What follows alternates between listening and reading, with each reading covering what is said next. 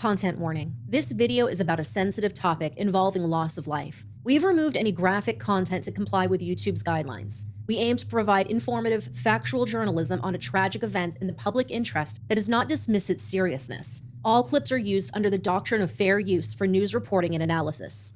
The death of a child is something that no parent or community should ever have to bear, but even more so when the death of that child was caused by someone who had a history of committing violent crimes against their partner's children.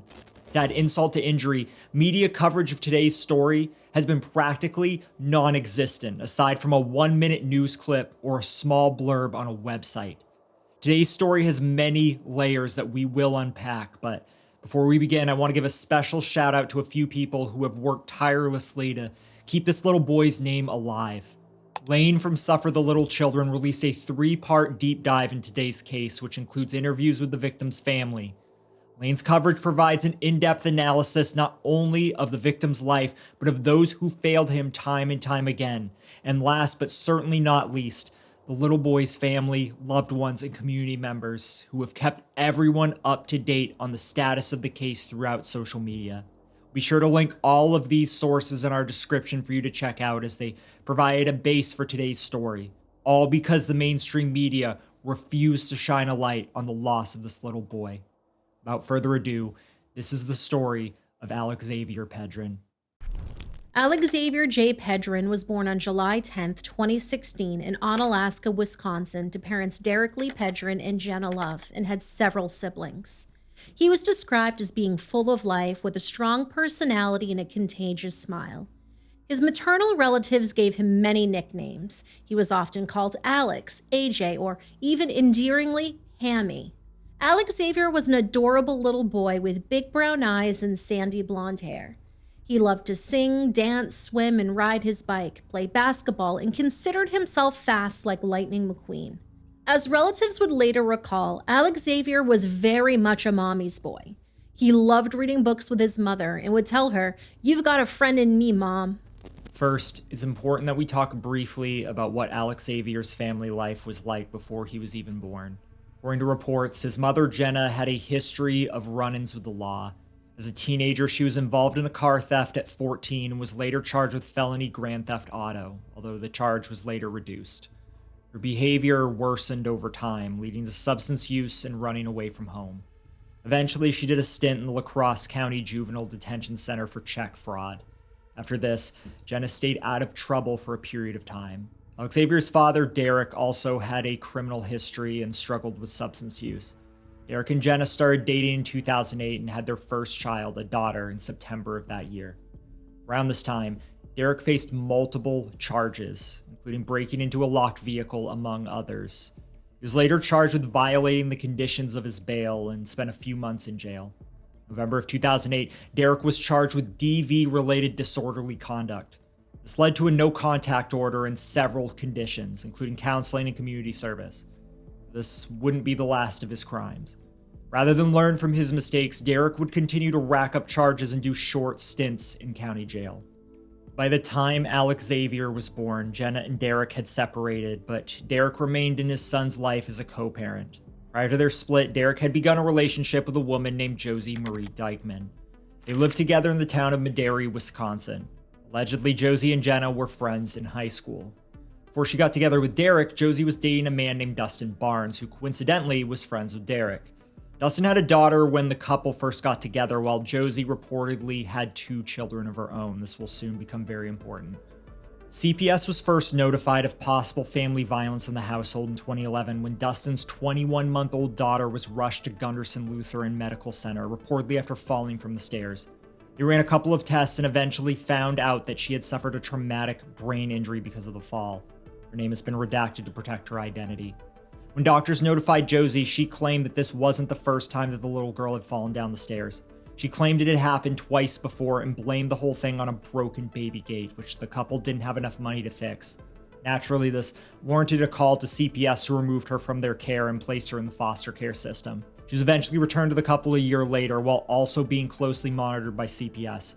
2013, within 2 years of Josie and Dustin being accused of child neglect, CPS intervened again when a medical evaluation revealed that the same girl had gone from weighing in the 85th percentile to the 6th percentile. She was severely underweight and malnourished. A medical examination also revealed that the girl was suffering from fractures in her hands and feet. Fractures to the girl's hands were consistent with someone slamming a toilet seat cover over her fingers. Josie claimed that the young girl had gotten overweight after returning from foster care and that Josie had put her on a diet. Meanwhile, Dustin's mother, Paula Hernandez, claimed that Josie had restricted the girl to only having 3 glasses of water a day. This was consistent with witnesses' testimony that she would be forced to raise her arms over her head whenever she had to use the bathroom, reportedly to stop her from drinking out of the toilet bowl.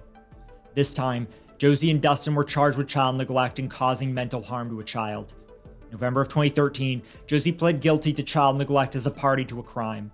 The mental harm charge was dismissed but read in at sentencing. She received 3 years on probation and Dustin received a stayed 3-year prison sentence, served after an unrelated 8-year sentence for a prior conviction.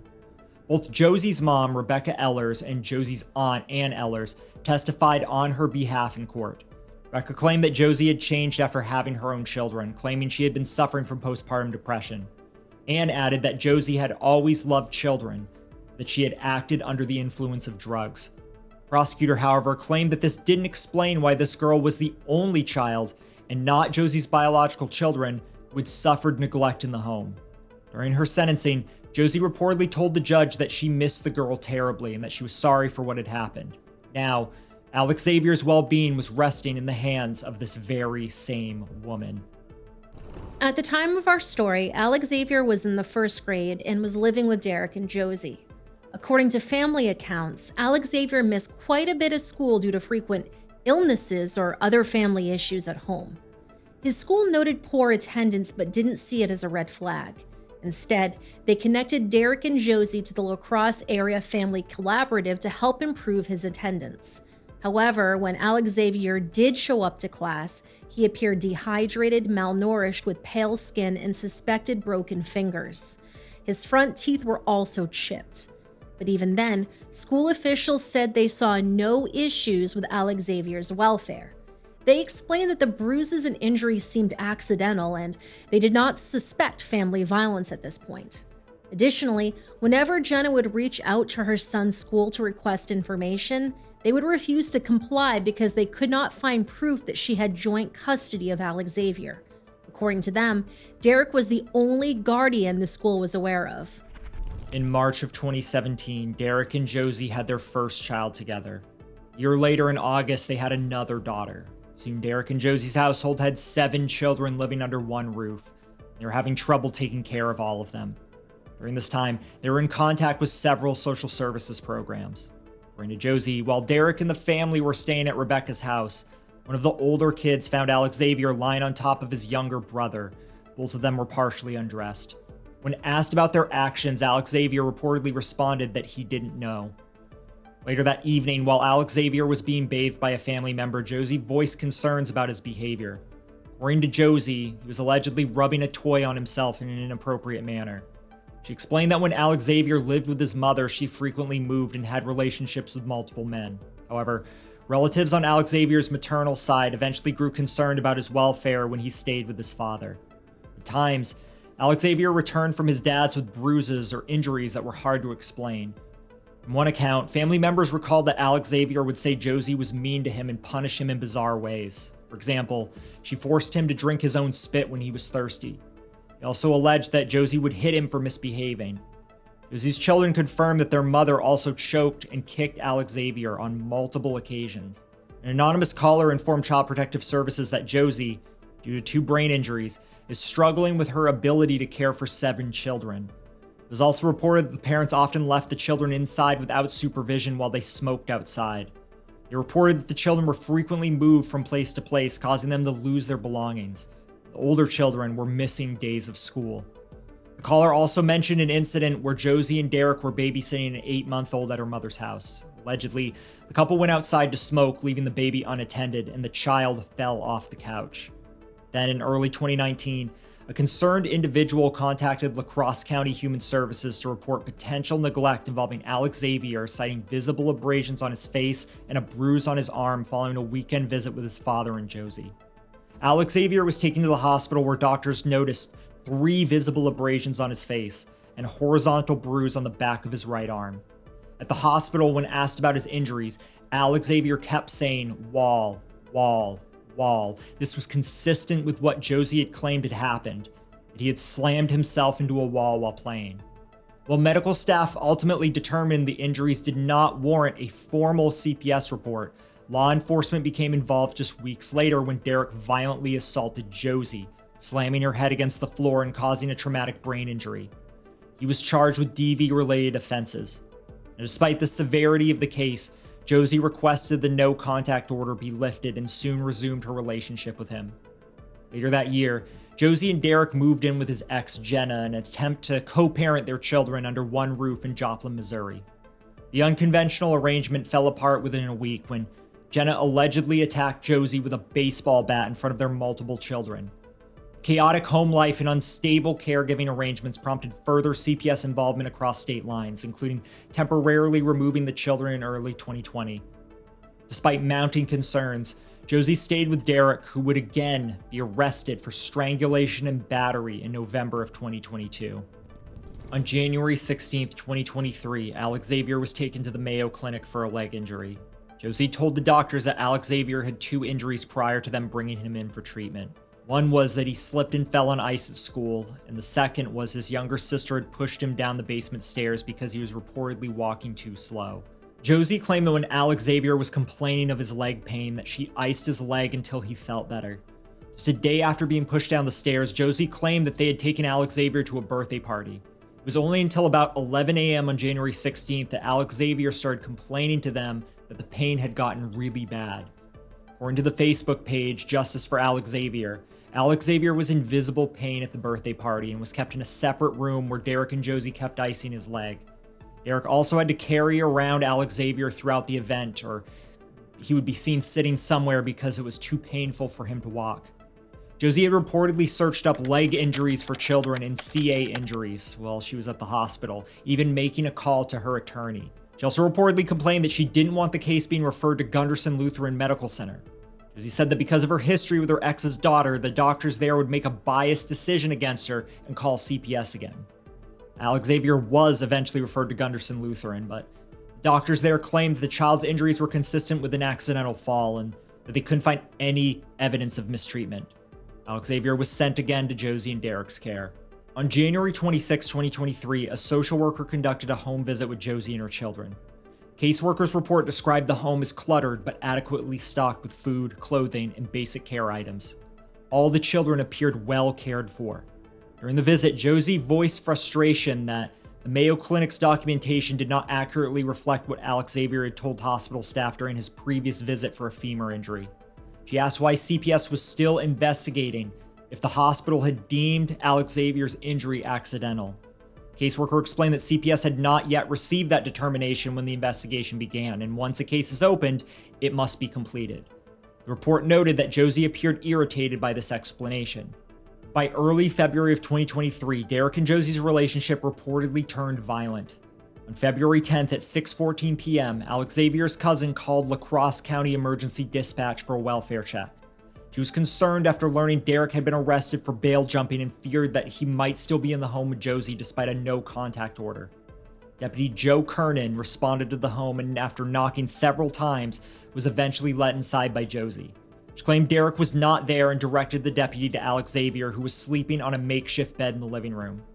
The room was dimly lit, but using a flashlight, the deputy observed a small healing cut above Alexavier's eyebrow. Josie said Alexavier had hit his head on his school desk and said later that he picked at it out of boredom. 6-year-old Alexavier was in bed, appearing to be deep asleep, so deeply that the officer couldn't wake him up, despite trying several times to get him to wake up and speak. Josie said the entire family was recovering from the effects of the pandemic, which made Alexavier very tired, and that she had given him a dose of melatonin to help him rest. This probably should have been a huge red flag, as if Alexavier was already tired, he probably didn't need additional sleep aids. The deputy asked to check Alexavier again. Josie agreed, but asked that he not use the flashlight, saying repeated police visits were traumatizing to her son. Deputy Kernan returned to find Alexavier in a different position, uncovered and wearing a diaper. Deputy also saw a bruise on Alexavier's inner thigh, but didn't pay much attention to it. Josie explained that minor bruises were common because the children were very energetic, something the deputy also observed. During the visit, he noticed another child tapping on Alexavier's leg cast like it was a door. Deputy noted that Alexavier was sleeping and reported finding no imminent danger, thus feeling no need to remove him from the home. On the morning of February 11th, around 9:26 a.m., Josie dialed 911 in a panic.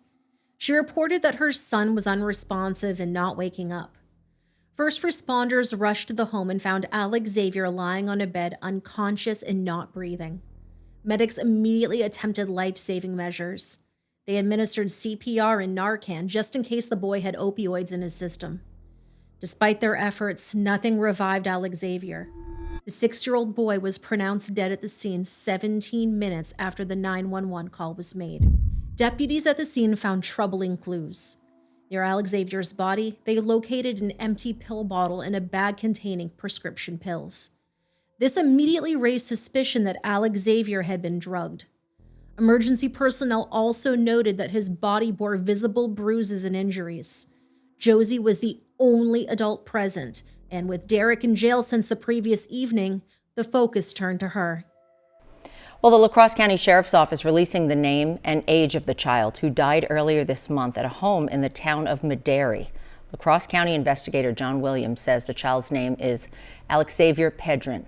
Emergency responders were called to the home for an unresponsive child February 11th, about 9:30 in the morning. Although life-saving efforts were made, Pedrin was pronounced deceased. Now, the Sheriff's Department did not release any other information. Alexavier's autopsy was conducted by Dr. Reed A. Quinton, a medical doctor at the Mayo Hospital in Rochester. Confirmed that his death was not an accident, but the result of brutal violence and poisoning. According to reports summarizing the autopsy, Alexavier had blunt force injuries to the head and neck. These include widespread bruising across the scalp and face, a partially healed cut above the right eyebrow, an abrasion on the back of the head, and 2 reddish-yellow scrapes on the neck. Most significantly, Alexavier had suffered hypoxic ischemic brain damage, a condition where reduced oxygen and blood flow, often following cardiac arrest, leads to severe brain injuries. His torso showed further signs of serious harm. His chest, back, and buttocks were all bruised. Faint abrasions were found on his genital area. Internally, there was bleeding within the abdominal region, trauma to multiple organs, including a bruised and torn liver, hemorrhaging in the pancreas, and a fractured rib located in the back. According to Dr. Quinton, these abdominal injuries were not the result of CPR, as efforts to revive Alexavier began only after he had already passed away. Toxicology revealed that Alexavier had high levels of the sedative alprazolam in his system. Alprazolam is commonly known by the brand name Xanax, a prescription anti-anxiety medication not at all meant for children. The autopsy also described specific trauma such as brain injuries and swelling. There were bruises in various stages of healing, potentially indicating earlier beatings and acute injuries from the final incident. The La Crosse County coroner concluded Alexavier's manner of death was homicide caused by blunt force trauma to the body and exacerbated by alprazolam intoxication. On May 19, 2023, a little over 3 months after Alexavier's death, authorities arrested 31-year-old Josie in connection with the case. Josie was formally charged with multiple serious offenses for what she allegedly did to Alexavier. Specifically, the charges included first-degree intentional homicide, chronic neglect of a child, and physically hurting a child. Charges have now been filed against an Onalaska woman in the connection to the death of a 6-year-old boy. Josie Dykeman faces 3 counts of first-degree intentional homicide, chronic neglect of a child, and physical abuse of a child. Dykeman called 911 the morning of February 11th, saying her son Alexavier Pedrin was not responding. Crews performed CPR, but he was pronounced dead at the scene. Deputies found an empty bottle and a bag containing prescription pills near Pedrin's body. The criminal complaint says an autopsy shows Pedrin died of blunt force trauma. It says the toxic effects of a prescribed sedative was also a contributing factor to his death. Dykeman's children told investigators they saw her hit, choke, and kick Pedrin more than once. The complaint also says a doctor showed concerns of child when Pedrin was hospitalized a month earlier for a femur fracture. When Josie made her initial court appearance in late May of 2023, the judge addressed her bond. Given the severity of the crime and the concerns about Josie being a danger or a flight risk, the court set a cash bond of $1 million. Just a week after Josie's arrest on May 30th, 2023, dozens of protesters gathered outside the La Crosse County Courthouse wearing t-shirts emblazoned with the words, "Justice for Alexavier." They held up signs demanding accountability for the 6-year-old's death, vowing they won't stop rallying until Alexavier receives some form of justice. People continue to rally outside the La Crosse County Courthouse today to show support for the 6-year-old boy who was found dead at his home in Mederi 6 months ago. 33-year-old Josie Dykman is facing multiple charges, including an intentional homicide charge for the death of Alexavier Pedrin. Our own Dua Israr is live outside the courthouse where protesters say they want to see change. Dua? Ken, dozens of organizers are lining up on these sidewalks. All of them are wearing the same shirt that says one thing: justice for Alexavier. Now, this is just one of the many protests that have happened since Dykman's arrest, and I'm actually here with Alexavier's grandmother, who helped organize this protest today. How are you? I'm good. How are you? Good. What do you want people to know from these protests? Child is not good in any form, mental, physical, verbally. It's not good. My grandson did die because of it, and our big goal tomorrow is we have a court hearing, and we hope the judge does not let her out, so no other child can be affected by this. And how often will you hold these protests? We will keep going through the trial, and probably even more so justice can be served for any child that has been abused. I would think, yes. Alexavier's aunt set up a GoFundMe account in late February of 2023 to help with legal expenses and awareness efforts. As of the date of this recording in August of 2025, the fundraiser has raised $4,410 of its $5,000 goal. Justice for Alexavier Facebook and Instagram pages were eventually created to share updates on the case and to shine a light on flaws in the child welfare system. Members organized and publicized the courthouse protests and community events in Alexavier's memory. They also used these platforms to call out officials they felt were not doing enough. For example, they pointed out how multiple welfare checks and CPS visits failed to rescue Alexavier.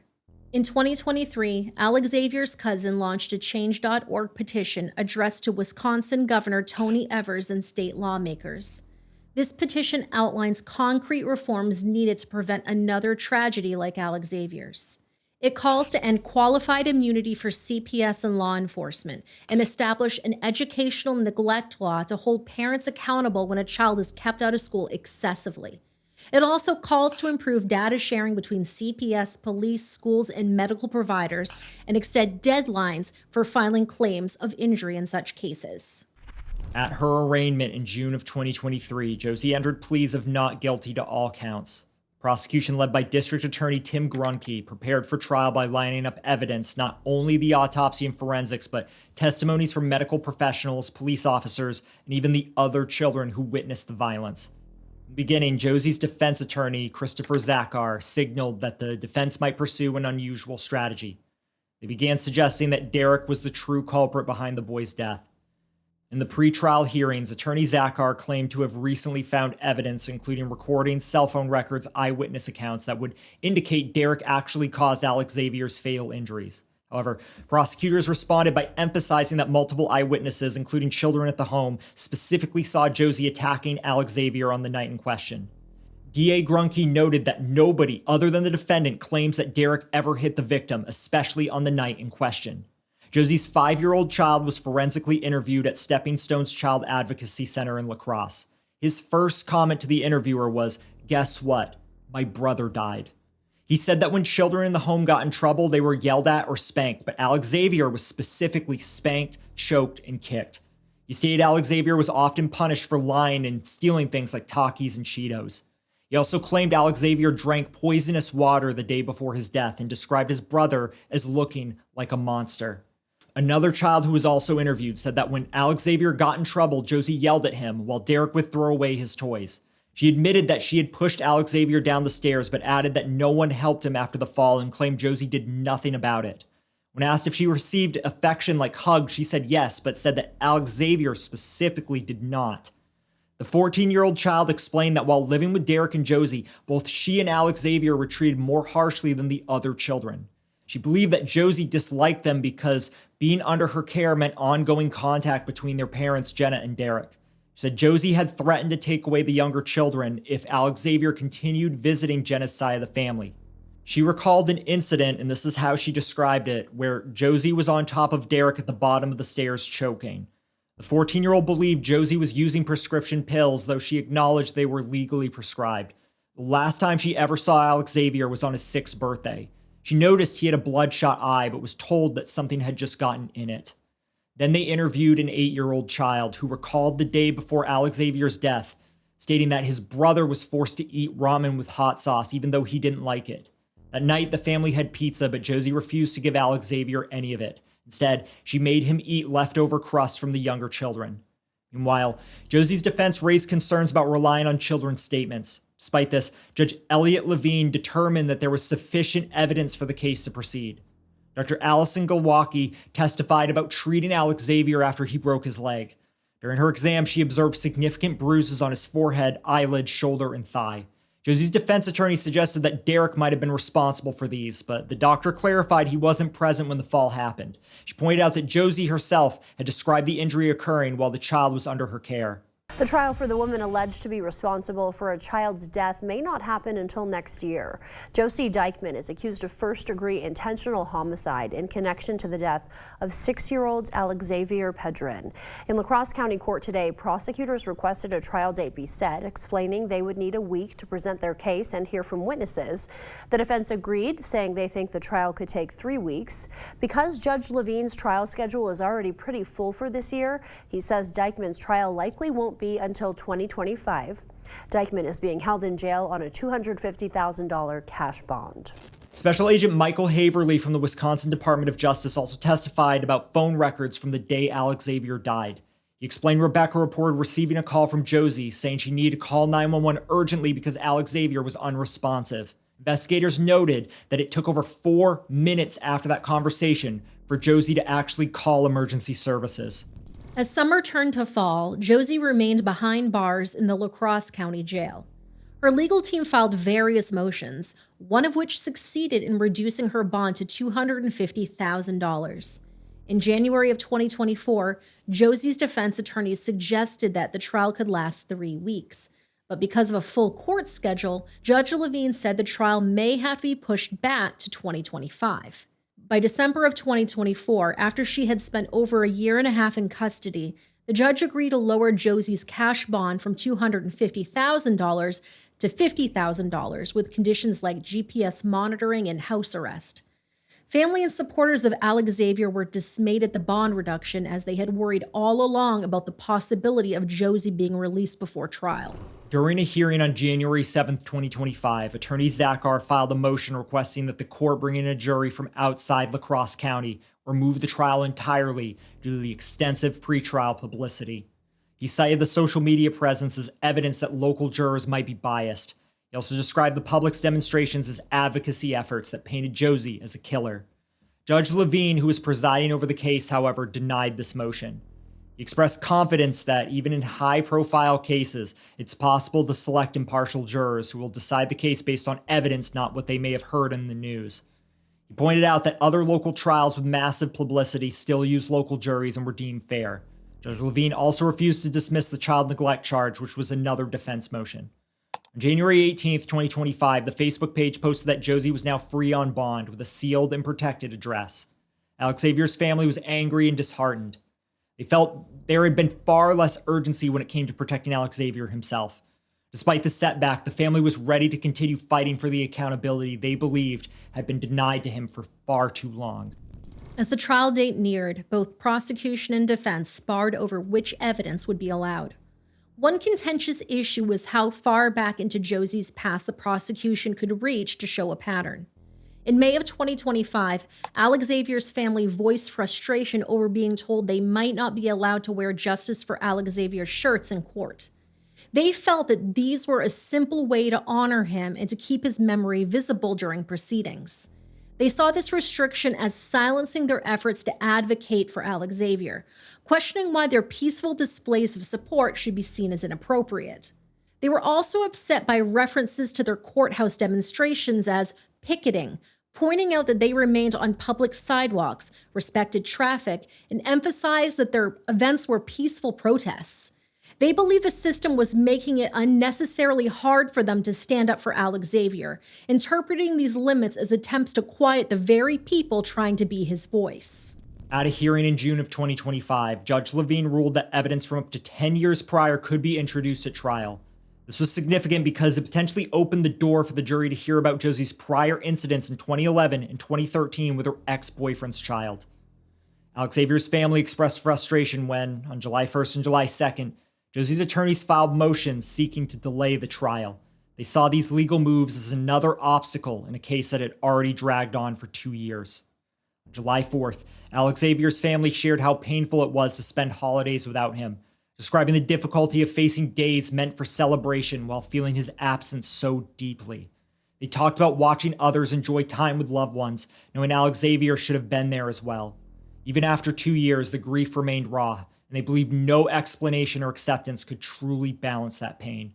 For them, the injustice and lack of real accountability were clear, driving their determination to keep Alexavier's memory alive and demand the answers they felt he deserved. Josie's trial was scheduled to begin in August, with jury selection set for August 11th. As with all cases that have yet to go to trial, Josie Dykman is considered innocent until proven guilty in a court of law. In March of 2025, to honor Alexavier's memory, his family planned a candlelight vigil at Dash Park in Onalaska during the evening, inviting anyone who wished to stand with them and remember the little boy's life. Alexavier's family chose to have him cremated, which was handled by the Cooley Region Cremation Group in Onalaska.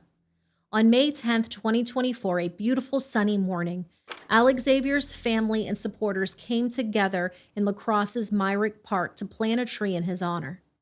Alexavier's family was honoring him in a way they hoped would endure.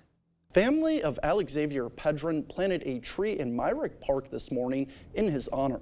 6-year-old Alexavier Pedrin was found dead in his Mederi home in February of 2023. Since Pedrin's death, his family has been raising awareness for child abuse through the group Justice for Alexavier. Alexavier's cousins say they chose to plant a tree in remembrance because they can last forever. The exact location for the planting was carefully chosen by his older sister. It carried deep personal meaning for the family, as it was the same spot where they had last shared time with Alexavier during a wedding back in October of 2021, the final occasion many of them saw him. On what would have been Alexavier's 7th birthday in July of 2023, a celebration of life was held. According to his obituary, the family organized a gathering on July 9, 2023 at the Holman Area Community Center, inviting all who loved Alexavier to come remember the joy that he brought. Then, around the first anniversary of his death in February of 2024, they organized a Remembrance Day. Community members held a vigil on a Sunday to honor Alexavier 1 year later. Community members held a Remembrance Day today for a Mederi 6-year-old who died last year. Family and friends of 6-year-old Alexavier Pedrin gathered in La Crosse to honor him on the anniversary of his death. The group shared memories of the boy and called for the end of childhood. The group Justice for Alexavier is looking to make statewide change. They've created a petition to end qualified immunity and reform welfare checks. Alexavier's family says this work is to honor him and make sure no other child goes through what he did. Not a day goes by that he isn't talked about, or we look at his pictures. He's always going to be with us.